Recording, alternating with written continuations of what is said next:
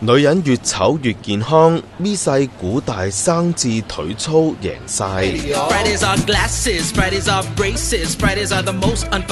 要漂亮定係要美麗，真係人生交叉點。唔少研究顯示，論健康，美女實在比唔上醜女。例如大屁股嘅人，體內嘅壞膽固醇水平比較低，好膽固醇就更加多，心腦血管硬化、血管生塞嘅機會較少。唔好急住脫脂啊，因為多脂嘅人老得較慢，比冇脂嘅人年輕6到7歲。患上心臟病同骨質疏鬆等衰老疾病嘅機率都較低。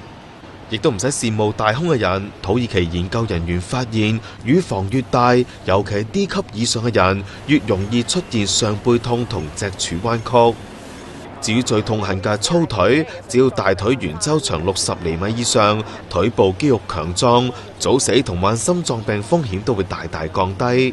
但唔知從此以後有幾多女人會自認健康呢？